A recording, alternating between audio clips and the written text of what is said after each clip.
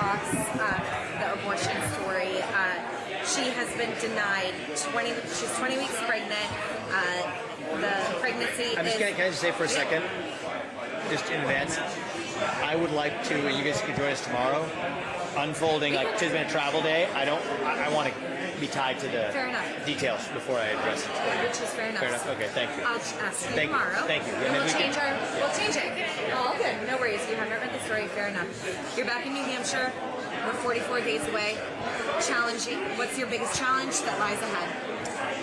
And the biggest challenge is reaching voters who aren't coming to events and aren't highly engaged. In the highly engaged population, we're doing great. I think that the super PAC puppetry that goes on television, that's really what distorts the information that people get. And so I think the best way to do that is to deliver a major surprise in the Iowa caucus, which I believe we're going to do. And that will give us a wave of momentum coming into New Hampshire that wakes people up. I mean, many people here said they were Trump supporters or supporting other candidates, but most of them were Trump. That said, they're coming our way now. So the people who come to these events, I mean, I don't know if you guys talk to any of them, but if what they tell me is accurate, some of these people didn't seem like they're lying about it, is, we have a tidal wave coming. It's just a question of reach to get the people who aren't as highly engaged. So that highly engaged population will do outstandingly.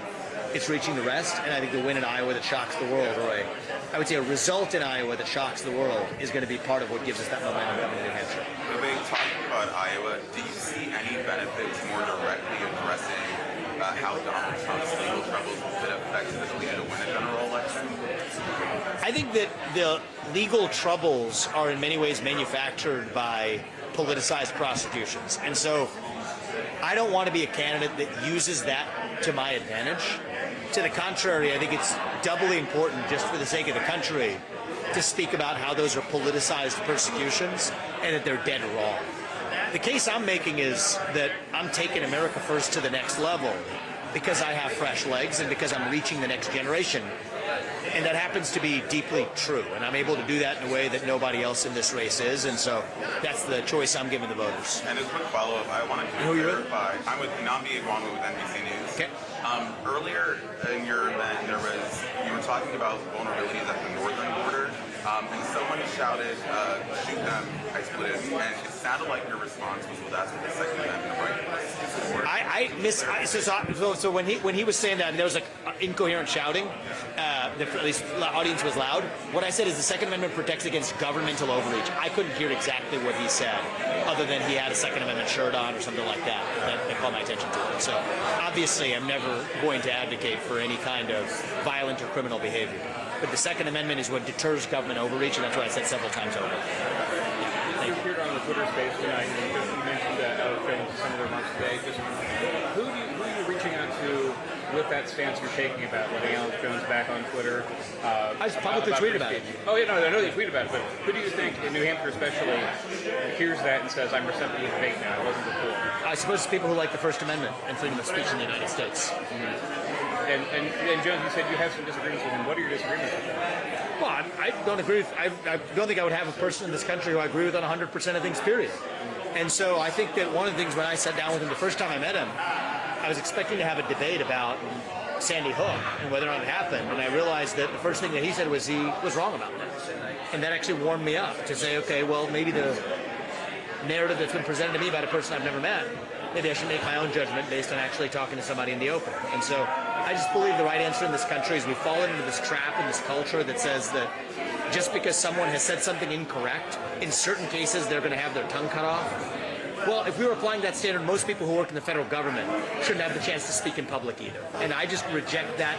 I just reject that framing of who we are as Americans.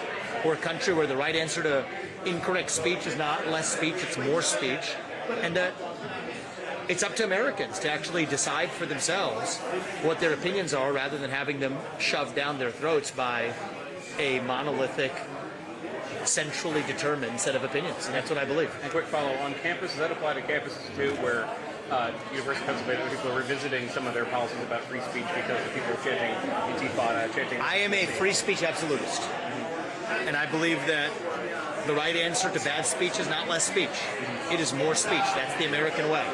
I don't believe in censorship. Now, what's happening with the universities is they claim now free speech as cover when in fact they haven't been standing for free speech at all over the course of the last 10 years.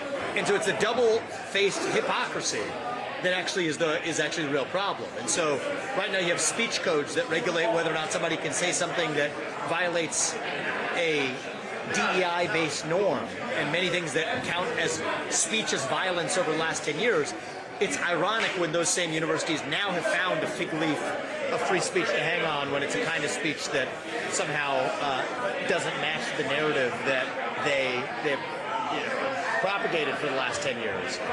But I think the right answer is to embrace and let this be a moment where the universities acknowledge how hypocritical they've been and embrace true free speech, not expanding speech codes, but rather get rid of them altogether. This could be a moment to do that, and I'm not optimistic, but I would recommend that that be the direction that these universities go. Does that make sense to you? It makes sense, yeah. Okay, thank you. Mike, former President Donald Trump doubled down on his comment saying where if he was reelected, he would act as a dictator on day one. Is that something you agree with, and is that something you would I mean, like, this is just a classic example of media taking what was a clearly lighthearted statement purposefully out of context. And I just don't think that that's productive. I mean, clearly the guy was laughing as he said it, but was making a statement about also how he intended to bring a strong executive power to bear. I suppose I'm not going to speak for him. You can ask him what he thinks. But regardless, it irritates me when you're intentionally taking something that somebody was saying in a joking and lighthearted context to try to spin up some controversy where one really doesn't exist. But And I reject that premise. So far, he's now said it twice. Is that still... Because, anybody repeated a joke twice in your life? Mm-hmm. I mean, really, I just think that we would do better to have a real debate on the merits than to, like, who are you with, if you don't mind me asking? Fox. It's just like we would better to do a debate where if we weren't just picking on some word that someone said, completely disregarding the underlying substance, and then spinning up some fake controversy around it. I don't think that's a service to the voters or the people of this country. It belies an actual policy debate that we could having. And I think that instead, how many times this campaign, I can tell you, I've been asked to respond to some word that Donald Trump said and asked for my opinion on it. I'm sorry, that's not productive for our discourse. Let's talk about the actual agreements or disagreements that we have. Yeah, my question was also about the Alex Jones. You say you're... You with CNN, right? CNN, yeah. Good to see you again. You say you're a free speech absolutist. Yes. I know you also like debate. If you do become president and someone... You mentioned tonight that there are things that Alex Jones says that you do not disagree with. Would you use your platform to maybe push back if there was something that you didn't agree with? I hope I have not left any room for doubt in this campaign that if somebody is saying something that I disagree with, they will hear from me on it.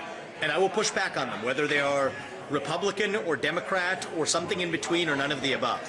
I think I have been doing that with people in the media who generally may come from the left.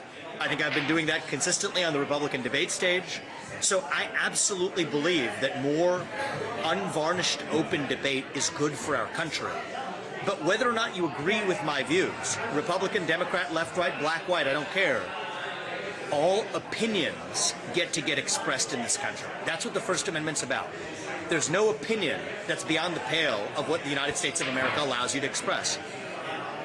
A specific incitement to clear and present violence, that's not an opinion.